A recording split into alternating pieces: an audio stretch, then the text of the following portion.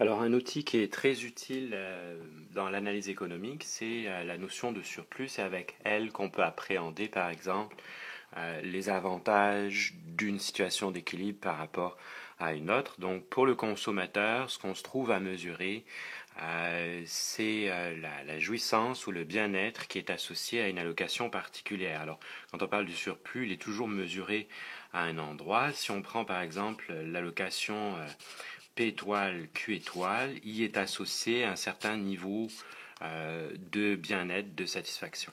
Alors c'est ce qu'on appelle le surplus. Comment on peut le voir? Mais c'est clair que pour ce barème de demande ici, il y a un agent économique qui était prêt à payer P étoile pour recevoir Q étoile, donc il retire aucun avantage. Mais prenons un point comme celui-ci par exemple. On a un individu qui, pour une quantité inférieure à Q étoile, était prêt à payer en surcharge de P étoile ce différentiel de prix. Alors pour lui, c'est clair que le fait que cette situation ne se matérialise pas, mais plutôt celle-ci, fait en sorte qu'il a un gain qui est mesuré par l'écart entre le prix qui était prêt à payer puis celui qui aura finalement à payer, qui est inférieur, et sur l'ensemble des unités qu'il va payer. Alors, si on reproduit le même raisonnement pour tous les agents à la marge, on va délimiter ainsi la surface du simplex qui est délimitée par la demande, et c'est celui qu'on appelle le surplus du consommateur. Ça se trouve à être en quelque sorte un calcul d'intégrale avec la borne donnée par la demande. Alors toutes les situations qui sont comprises à l'intérieur ici sont moins favorables en termes de bien-être par rapport à celles-ci, c'est-à-dire qu'elles sont dominées. À chaque fois, on se trouve à payer plus cher pour des moindres quantités.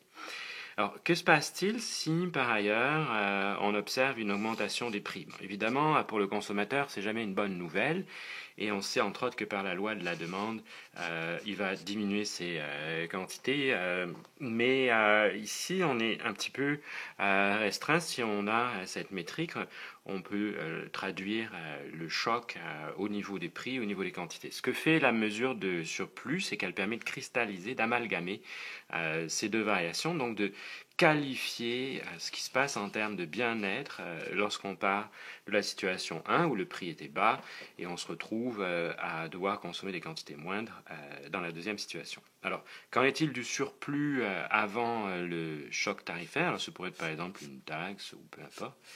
Eh bien, on a une grande surface de triangle ici, on va l'appeler SC1. Et après qu'il y ait eu augmentation de prix, eh bien, la surface du simplex qu'on avait initial n'est plus accessible. Okay? Les biens les surplus de bien-être se font sur le petit simplex. Donc ici, SC2 qui est clairement inférieur à SC1. Alors, la variation de surplus du consommateur, ça va être SC2 moins SC1, qui ici, puisque SC2 est inférieur à SC1, correspond en fait à une variation négative. Il y a une perte de bien-être qu'on peut mesurer sur le graphique. Alors, quelle est-elle en pratique? On est parti d'une situation où on avait un grand triangle de bien-être. Dans la deuxième situation, le triangle s'est amoindri. Et ce que les consommateurs ont perdu, c'est la différence entre les deux triangles. Il s'agit donc de ce trapèze. Ce trapèze mesure la perte de bien-être lorsque le prix augmente. Évidemment, on pourrait construire l'exemple symétrique où, au contraire, le prix diminuerait et ce parallélogramme traduirait à ce moment-là le gain de bien-être pour la société du fait qu'on peut consommer davantage.